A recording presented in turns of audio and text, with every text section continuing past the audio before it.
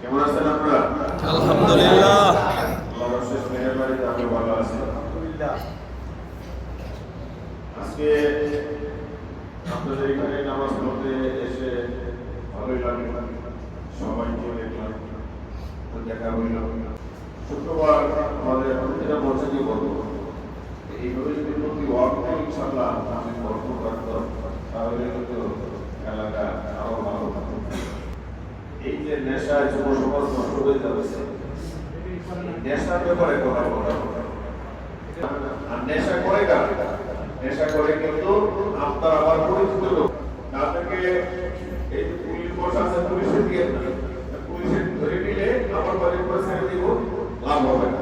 সামাজিক ভাবে তাদেরকে বোঝানোর চেষ্টা করতে চাইতেছে, কিন্তু ভালো হবে কিন্তু যদি আপনার এই সন্তান বেড়ে যায়, নেশা হয়ে যায়, তাহলে আমাদের সবার দায়িত্ব নিতে হবে। এই সরকারকে সহযোগিতা করতে হবে।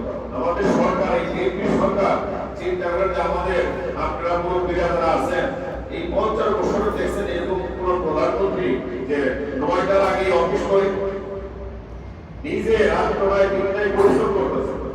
আমরা যদি সবাই ওনার সাথে সহযোগিতা করি তাহলেই কিন্তু দেশ উন্নতি হবে। এই যে নেশা করে যারা, তাদেরকে দায়ী দেয় না, আমি আপনাদেরকে উপদেশ দিব, আপনারা মুরব্বী হিসাবে জানেন তাদেরকে আপনাকে সিভিলে পাঠান 40 দিনের জন্য, এদের যদি কিছু টাকা পয়সা লাগে পাওয়ার জন্য আমি আপনাদের সাথে সহযোগিতা করব, আপনারা সিভিলে পাঠান।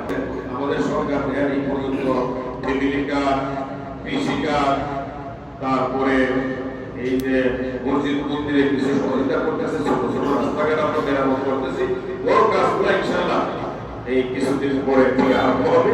শুধু দোয়া করবেন এই সরকারের যে অনেক ষড়যন্ত্র চলতেছে, আমাদের মাননীয় প্রধানমন্ত্রীর জন্য সুস্থ থাকে, আর আমার জন্য দোয়া করবেন। সবসময়তেই আমার নবীর বিশেষ সত্য ছিল, আমি আর আপনি তো ভালো ভাইয়ের একটা বিশেষ, তাই না? তাহলে আমাদের বিশেষ সত্য থাকবো, আল্লাহ সহযোগিতা করবে।